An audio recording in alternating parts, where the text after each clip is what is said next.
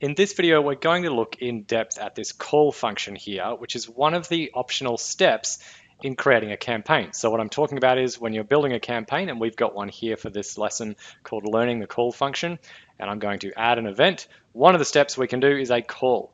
Not to be confused with manual call. This manual call is covered in another video called manual actions.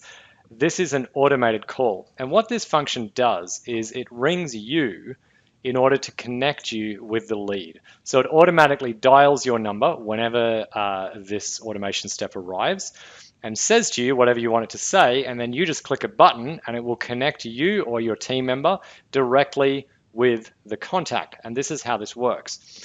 We add the step and there's a few settings. There's call whisper, the timeout, the disable, detect, and custom time. So the timeout is an optional step. We're not going to cover that here. You can leave that blank.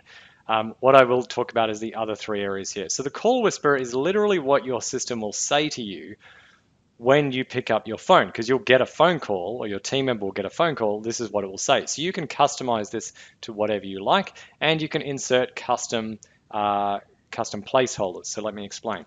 So you could say, hi there, you've got a new lead, full stop, and then we can actually put the name of the contact. So I go into my merge field and I select full name of the contact, requested, and we're going to demonstrate this. So we're going to use a tricky word and we're going to say requested your lasagna recipe.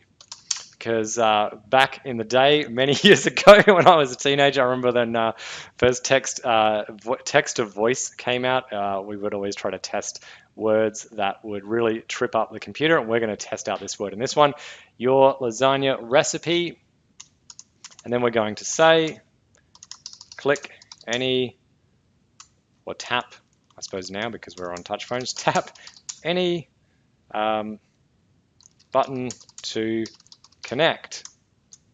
Okay, that's what it's going to say. Hi there, you've got a new lead. It'll say the name of the lead so you know who you're calling. Requested your lasagna recipe. We'll see how it comes out with that. Tap any button to connect. Now, the disable voicemail detect setting, basically what this is that your automation platform here has the capability to detect whether or not a real person answers the phone, right? And the way this was built is that if it's not a real person and it's a voice message or something like that, it just will drop out and it won't connect for you. So you'll only ever get through to people who are actually there on the phone. There's a couple of issues with this. One is there is a slight delay as the computer tries to figure out whether or not it's a real person. So it's great that it can do it, but it does take a second or two, which can cause an awkward silence. But second of all, sometimes you want to connect anyway. You might want to leave a voicemail or whatever it says, a voice to text. So you do have the option to turn that off. So if you put this green toggle across, it will connect regardless, and also you will eliminate any sort of delay on connecting with the lead.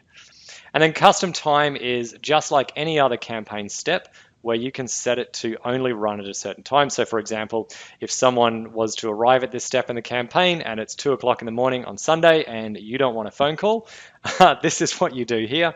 You just set the condition. So you would just say when, and you just say, look, I only want to answer these calls on certain days. Let's say we're going to wait, and I'm just going to say Monday, Tuesday, Wednesday, and Friday. We'll leave it running and we'll say, I just want these to occur between 9 a.m. and let's go 11 a.m. Right, so as long as it's within this window, so if it comes in the afternoon, it's going to wait till the next morning. But if it comes in at like 9:15, it will just happen straight away. Okay, and then I can hit save there. So what this step will do is when someone comes to this step, it'll literally dial your phone. This will ring the number that you've got set as your forwarding number in your settings, right? Or if you have numbers set for different users, it will send there. What am I talking about? This area here in your settings under your phone numbers. So if you have multiple numbers set to different agents, it'll be the one assigned to that user. So in this case, we just have the one. So whatever this forwarding number is, that's where it's going to go. So let's go back to our campaign now.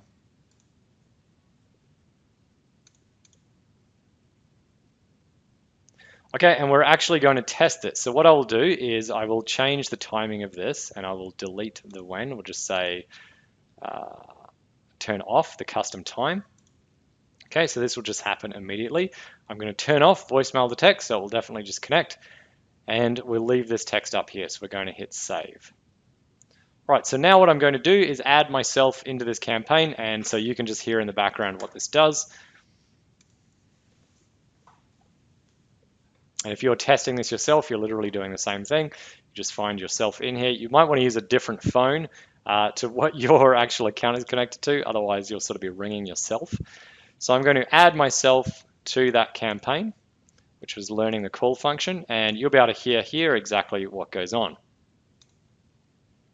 So the first thing that's going to happen is that my work phone is going to ring, which is the system telling me about the lead. So let's just wait for that to happen now. Okay, so there's my phone ringing. Now I'm going to put this on speaker for you, but we'll miss the first iteration of the sound. So just bear with me a minute. But it does repeat on loop, so here we go. Hi there, you've got a new lead. Matt Phillips requested your lasagna recipe. Tap any button to connect. Okay, so the first thing we notice is that the system did excellent pronunciation of the word lasagna. I'm now going to click any button.